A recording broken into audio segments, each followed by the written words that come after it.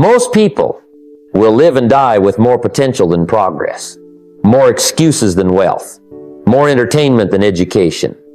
And here's what I discovered. Broke is not a bank balance, it's a mindset. And most people don't go broke overnight. They go broke $1 at a time, a decision at a time, a distraction at a time, slowly, quietly, without resistance, until one day they wake up in a cage they built with their own hands. See, the tragedy is not that people are poor. The tragedy is that they're comfortable with it. Because the human mind, left unmanaged, is far more committed to familiar misery than unfamiliar discipline. Now here's the real punch to the gut. It's not the economy. It's not the president. It's not even your boss. It's your philosophy, the way you think, day by day. And if that doesn't change, nothing changes. I once heard a man say, if you want to solve a problem, stop admiring it. And that's what we've done with being broke. We've learned to admire it, make jokes about it, normalize it. But what you tolerate, you can never transform. So today, let's make a shift, not just in bank accounts, but in belief. Let's look at the real reasons people stay broke and the simple, powerful strategies that can break the chains for good. Because the truth is, you were never meant to live in survival. You were meant to build, to grow, to multiply, and it all begins with a new philosophy. Let's get to work. Most people don't fail because they're not smart or capable. They fail because they major in minor things. They spend their energy, their time, and their emotion on matters that simply don't move the needle. You see it every day, people who know the full stats of their favorite athlete or the entire cast list of a television series, but they haven't read a single page of a financial book this year. Now, I'm not saying entertainment is wrong, but if you're broke, if you're struggling, you've got no business giving your best hours to distractions.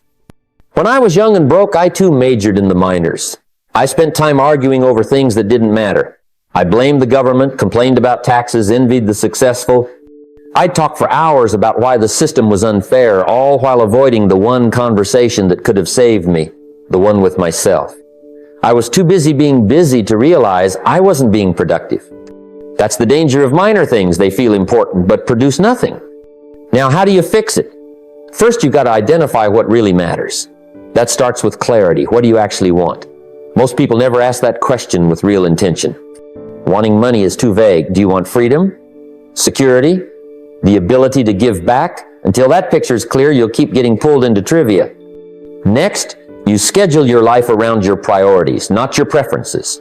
If wealth is your goal, then studying markets, building skills, and creating value must become your new major. That means turning distractions into rewards, not routines. That means getting serious about how you use your time. A mentor once told me, don't start your day until you finish it. He meant on paper. Plan it. Pre-decide what gets your energy, or the world will decide for you. And usually, it picks trivia. You've got to track your time. Write down how you spent your last 24 hours and ask yourself, which of these activities moved me toward wealth? Be honest. If the answer is close to zero, you're not unlucky, you're undisciplined. And that's fixable. Discipline starts with awareness. Keep a journal, audit your habits. Replace one mindless activity a day with one meaningful one, reading a book, making a sales call, investing, building something of your own. Stack that over time and everything changes. So remember, the poor stay poor not because they don't have potential, but because they keep trading valuable time for worthless habits. The moment you switch majors from distraction to direction is the moment you stop drifting and start designing. And that, my friend, is the first real step toward wealth. Money is emotional, no doubt about it. But the trouble begins when people treat it emotionally instead of managing it strategically.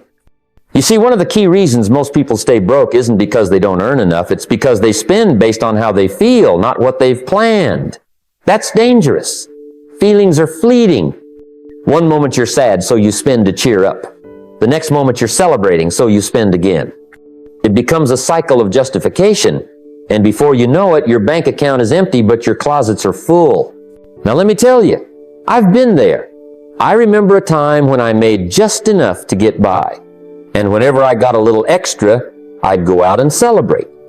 New shirt, fancy dinner I called it, rewarding myself. But in reality, I was only rewarding my emotions, not my progress. It wasn't until someone sat me down and said, "You're not managing money, you're reacting to it," that it really clicked. That's when everything changed. Here's the difference. The wealthy see money as a tool. It's not about how it feels, it's about what it does. It's about what it builds, where it flows, and how it multiplies. They don't treat every paycheck like a celebration.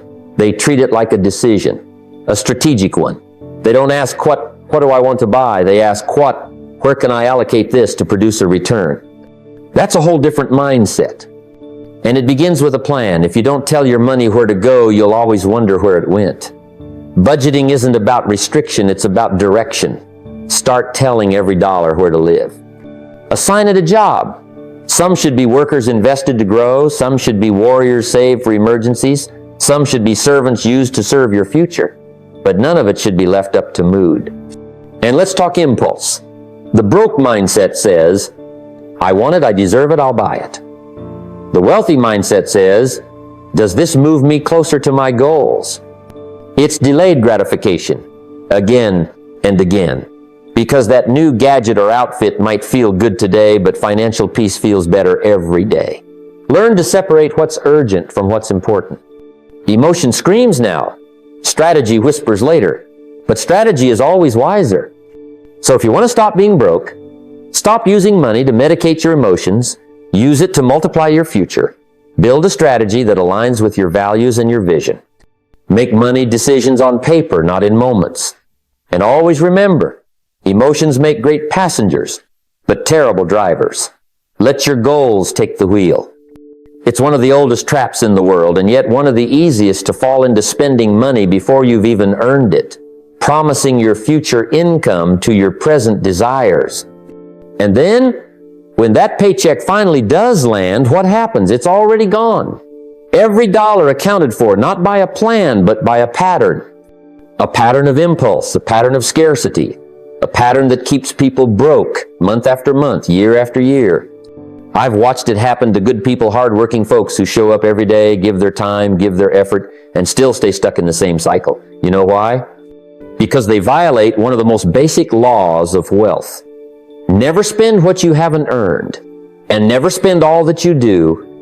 It's simple in theory, but in practice it takes discipline, and more importantly, a decision. Back when I was just starting out, I had a mentor tell me this: treat every dollar like a little soldier. You either send them out to fight for your freedom, or you waste them on little battles that don't matter. That changed the way I saw money forever. I realized that every time I got paid, I had a choice to buy another pleasure or to buy my freedom. And I started choosing freedom. See, broke people save what's left after spending. Wealthy people spend what's left after saving. It's not magic, it's just priority. When you flip the formula, save first, invest second, and spend what remains, everything starts to change. You begin to build margin. You begin to build power, because margin is where wealth lives. Not in the paycheck, but in what you don't spend from it. Now, how do you fix the habit? Start by making your saving automatic. Don't leave it up to discipline. Set up systems that move your money before you see it. Pay yourself first 10%, 20%, whatever you can manage, and make it non-negotiable. That's your seed. You don't eat your seed, you plant it, and you protect it. Then, stop pretending your entire paycheck is spending money. It's not. It's fuel. Some of it needs to be stored, some invested, some protected. And yes, some can be enjoyed, but only when the first pieces are in place. You don't build wealth by consuming everything you touch. You build wealth by choosing what not to touch. If you're stuck in paycheck to paycheck living, it's not the paycheck. It's the pattern. And the good news is, patterns can be changed. Habits can be rewired. Discipline can be developed. It all starts with one decision: to stop living like you earn for survival and start living like you earn for freedom. Spend with intention, not impulse. Save with discipline, not guilt. Invest with vision, not fear. That's how you break the cycle. That's how you stop being broke. You're the average of the 5 people you spend the most time with, and when it comes to your financial future, that couldn't be more true. If you're constantly surrounded by people who normalize mediocrity, who scoff at ambition, who treat every paycheck like a lottery ticket and every weekend like an escape, then don't be surprised if you end up in the exact same place, broke, burned out, and bitter. Environment is destiny. Not because it decides everything for you, but because it shapes the thoughts, conversations, and habits that decide everything for you. When I was coming up, I had to make one of the hardest choices of my life, to separate from the people I once called close. Not because I stopped caring about them, but because I started caring more about where I was going. Every time I tried to stretch, they'd pull me back. Every time I tried to dream big, they'd laugh small. And I realized something. Comfort with them was costing me growth with myself. You can't rise while you're anchored. You can't build wealth while surrounded by people who don't even believe it's possible. I once sat down with a young man who couldn't understand why his business wouldn't grow, why his mindset stayed flat, why his bank account looked the same month after month. I asked him, "Who do you talk to every day?" He listed friends, coworkers, a cousin, none of whom had ever read a business book, started a company, or saved a dime. I told him, "You're not stuck because of your potential. You're stuck because of your proximity." You see, millionaires don't choose their circle by comfort. They choose it by alignment. They ask, who challenges me? Who forces me to grow? Who respects discipline, honors ambition, and moves with purpose? That's the standard. Because just like money, your attention is an investment, and poor relationships are expensive. So if you want to stop being broke, stop normalizing broke behavior. Get around people who make saving look smart, not restrictive, who make investing exciting, not risky, who see ambition not as arrogance, but as responsibility. You don't have to cut everyone out, but you do have to build a new circle that pulls you forward instead of dragging you down. Now, you might say, but I don't know anyone like that. Fine, start with books. Start with mentors online. Start with voices that elevate, not echo. Upgrade your input, and your output will follow. Little by little, you'll find your tribe, and when you do, everything changes, not because they save you, but because they reflect who you're becoming. Surround yourself with excellence, and mediocrity won't stand a chance. Choose growth over comfort. And remember, your future is shaped by who you allow into your present. I've met a lot of people who are always on the move. Calendars full, inboxes overflowing, to-do lists stretched out like novels. They say things like, "I'm grinding," or "I've been so busy lately." And yet, when you look closer, there's no progress, no growth in income, no improvement in skills, no real traction in any meaningful direction. Just motion, not movement. That's how so many people stay broke. They confuse activity with productivity. Being busy feels good to the ego. It gives the illusion of importance. But busyness without results is just glorified distraction. I remember a time early in my journey, I filled my days with meetings, phone calls, errands, all sorts of little tasks.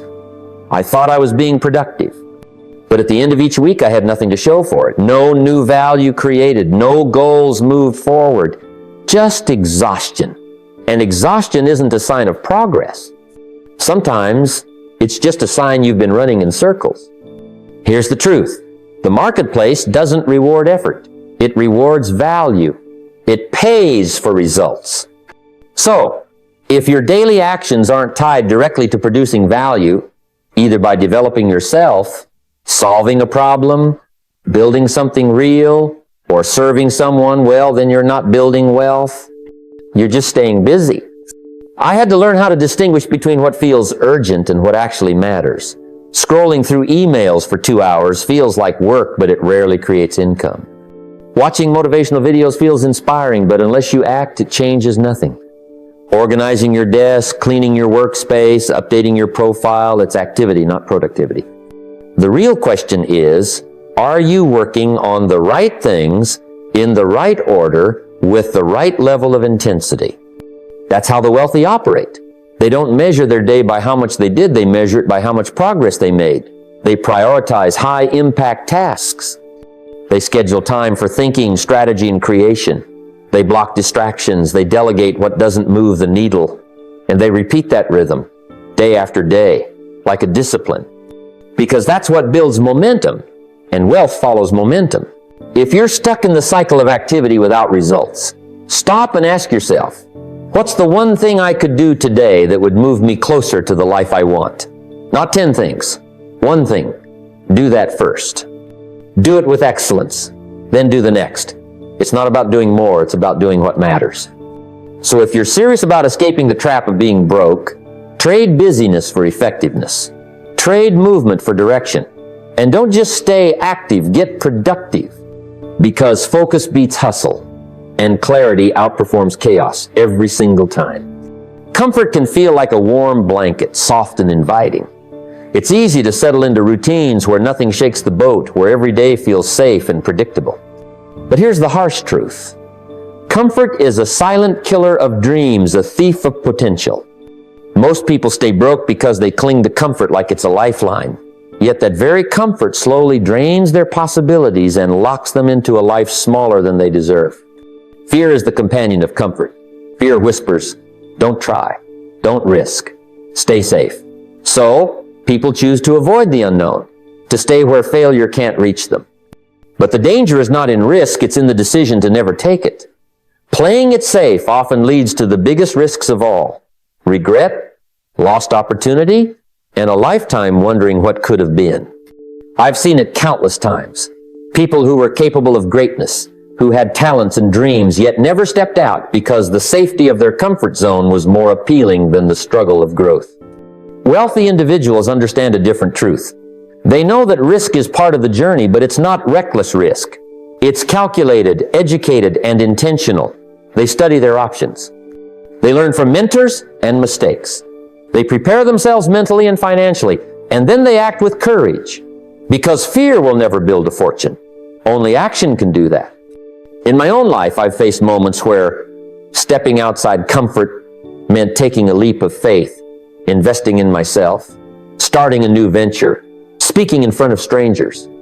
None of it was easy, but each time the rewards came because I was willing to move beyond comfort and confront fear head on. The growth I experienced was worth every ounce of uncertainty.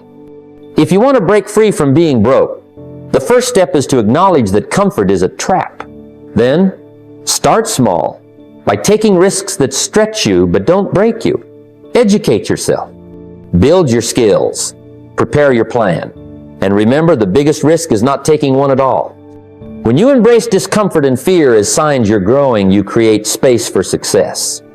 Don't let comfort lull you into a life of quiet desperation. Choose courage over comfort and watch your world expand.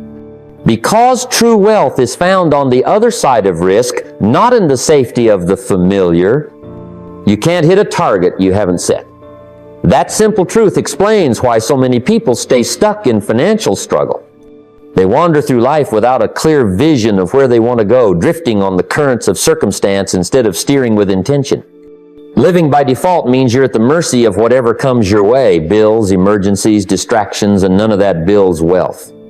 It's like trying to find your way in a dense forest without a compass or a map. I've learned over the years that success, especially financial success, starts with clarity. Millionaires don't just stumble into wealth. They're crystal clear about their destination. They create a vivid picture of what they want their future to look like. They see it in their minds before it appears in reality. This vision is their guiding star, the North Pole of their efforts. Without it, habits become random, decisions become inconsistent, and money slips through their fingers because they have no clear why. Having a clear vision means more than just saying, I want to be rich. It means defining what wealth really means to you personally, how much money, what kind of lifestyle, what freedoms, what legacy.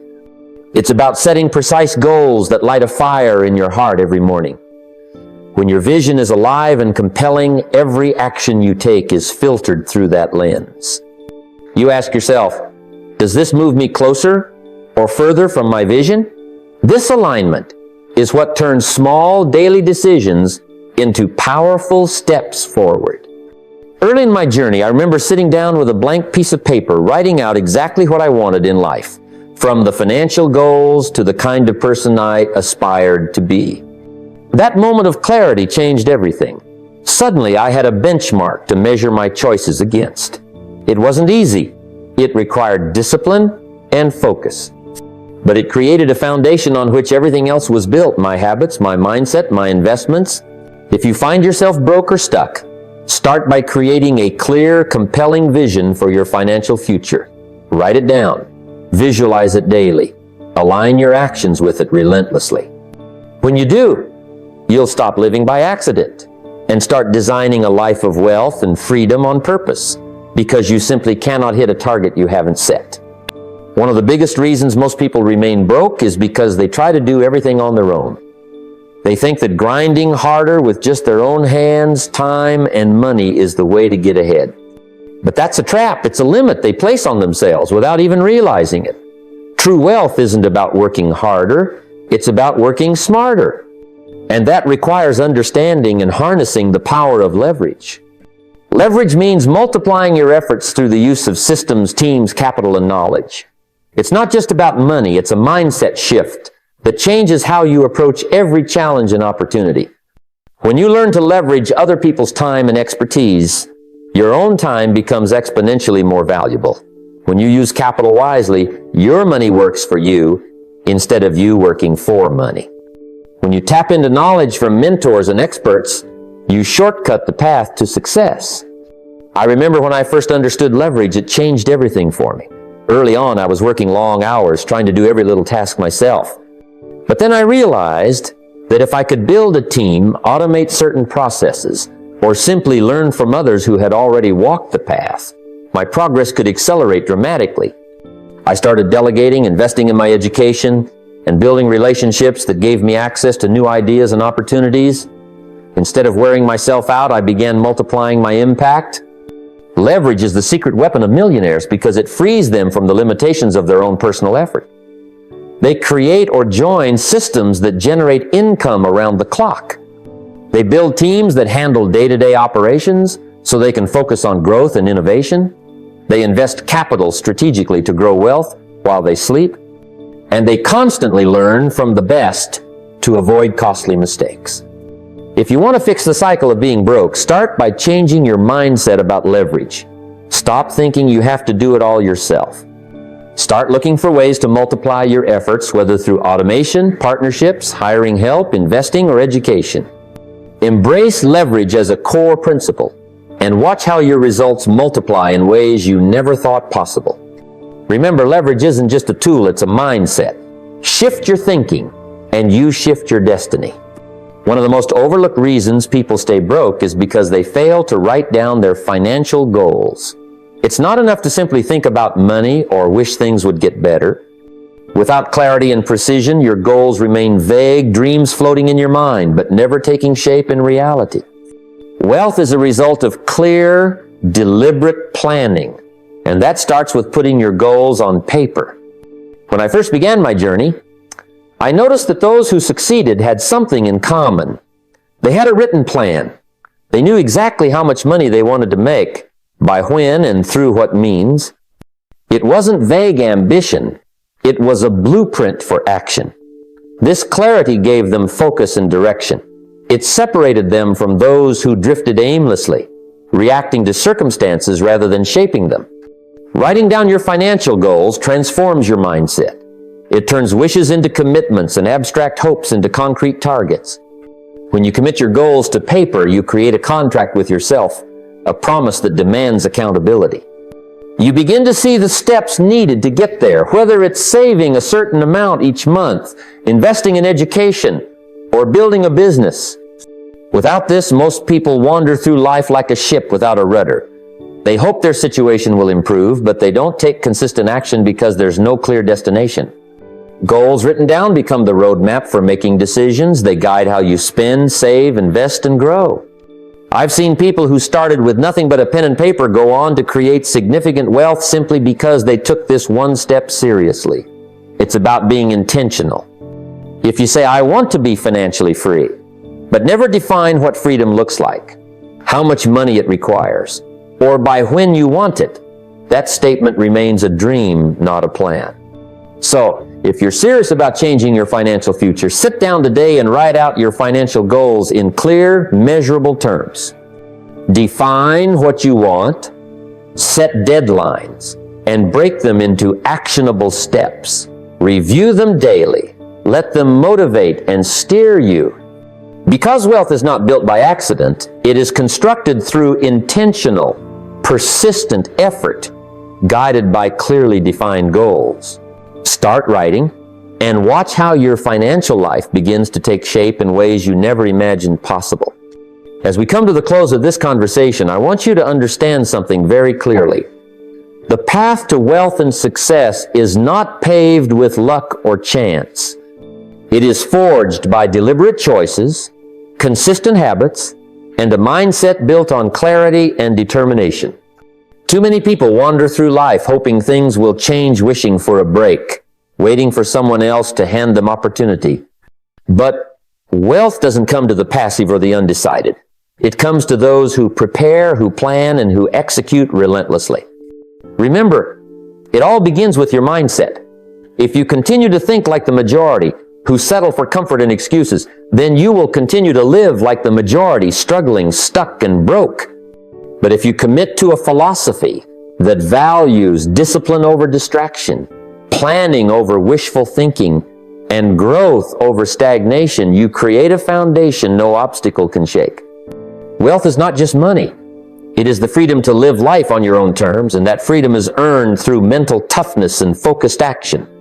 You've heard the reasons why most people stay broke: the distractions, the emotional spending, the lack of clear goals, the wrong company, and the confusion between busyness and productivity. These are not just random facts. They are reflections of a deeper truth about human nature. The moment you take ownership of your financial life and refuse to be a victim of circumstance, you begin to rise above the crowd. What separates the wealthy from the broke is not how much talent they have or how favorable their circumstances were. It is their commitment to change the story they tell themselves every day. It's the decision to write down goals, to delay gratification, to protect their minds from toxic influences, and to surround themselves with people who elevate rather than diminish their vision. This is how ordinary people become extraordinary. Look at the millionaires and successful individuals around you. They did not stumble into fortune. They worked hard in silence, they made sacrifices others wouldn't, and they invested not only their money but their time and energy wisely. They embraced failure as a teacher, not a defeat, and they understood the power of leverage, just financial, but in ideas, relationships, and systems. Now, here's the challenge I leave you with. Don't just listen to this and move on. Act on it. Commit to writing your financial goals today. Cleanse your environment of negativity. Take responsibility for your spending and your time. Build the discipline to say no to fleeting pleasures so you can say yes to lasting success. You will face doubts, setbacks, and moments where giving up seems easier.